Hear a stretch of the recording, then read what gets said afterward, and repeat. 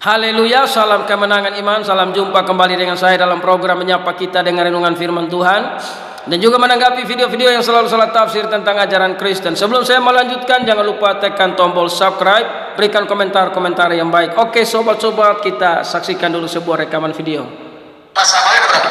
Ada satu. Apa itu? Islam.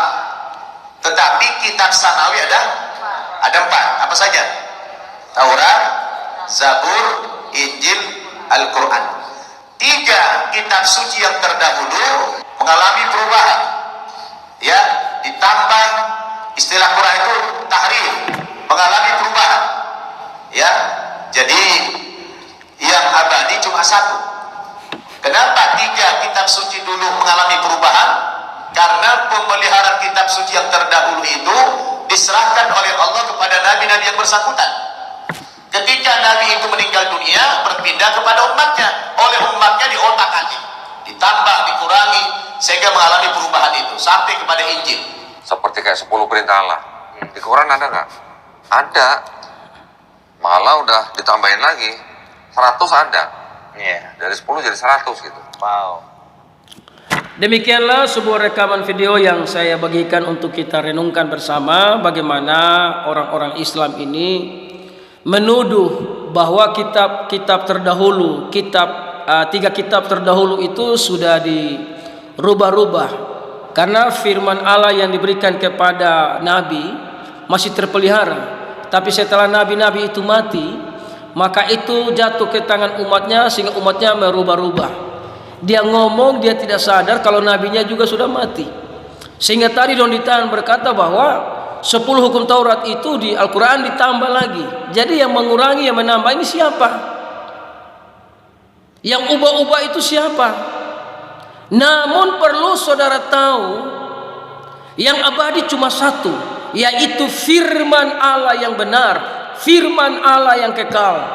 Wahyu 1 ayat yang ke-17, ketika Yohanes berjumpa dengan Yesus di Patmos di dalam sebuah penglihatan, ketika aku melihat dia, tersungkurlah aku di depan kakinya, sama seperti orang yang mati. Tapi ia meletakkan tangan kanannya di atasku, lalu berkata, jangan takut, aku adalah yang awal dan yang akhir. Yesus berkata, dia adalah yang awal dan yang akhir. Tidak ada satu manusia pun di kolong langit yang bisa mengubah firman Allah yang awal dan yang akhir, karena dia itu hidup sampai selama-lamanya. Dia adalah firman Allah yang kekal. Yesaya 44 ayat 6. Beginilah firman Tuhan, Raja dan Penebus Israel, Tuhan semesta alam. Akulah yang terdahulu dan akulah yang terkemudian. Tidak ada Allah selain daripadaku. Tidak ada Allah selain daripadaku, yaitu firman Allah yang kekal.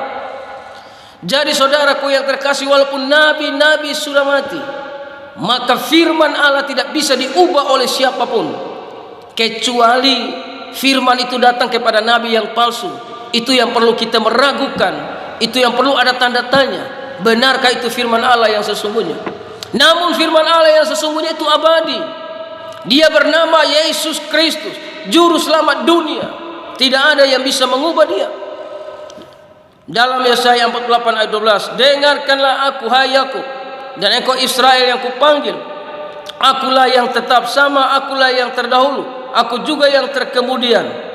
Dia tetap sama. Jadi tidak ada yang bisa mengubah firman Allah yang kekal. Inilah yang abadi. Kalau yang dituliskan di dalam kertas itu bisa hilang, saudara. Tapi yang asli tidak bisa hilang, karena dia hidup sampai selama-lamanya. Ya, dalam Wahyu 1 ayat 16, dan yang hidup, aku telah mati, namun lihat, aku hidup sampai selama-lamanya, dan aku memegang segala kunci maut dan kerajaan maut. Jadi firman itu hidup sampai selama-lamanya. Ketika firman jadi manusia, manusia itu mati di atas kayu salib untuk mengerjakan karya keselamatan. Tapi karena manusia itu adalah firman yang kekal, namanya Yesus, dia bangkit pada hari yang ketiga, dia hidup sampai selama-lamanya. Dan ketika dia hidup sampai selama-lamanya, tidak ada satu alat teknologi canggih apapun yang bisa menghilangkan firman Allah yang abadi, firman Allah yang kekal. Dia bernama Yesus Kristus, tetap sepanjang masa, tidak ada yang bisa mengubah dia. Dia adalah Tuhan kita. Percaya kepada Dia untuk menerima anugerah keselamatan.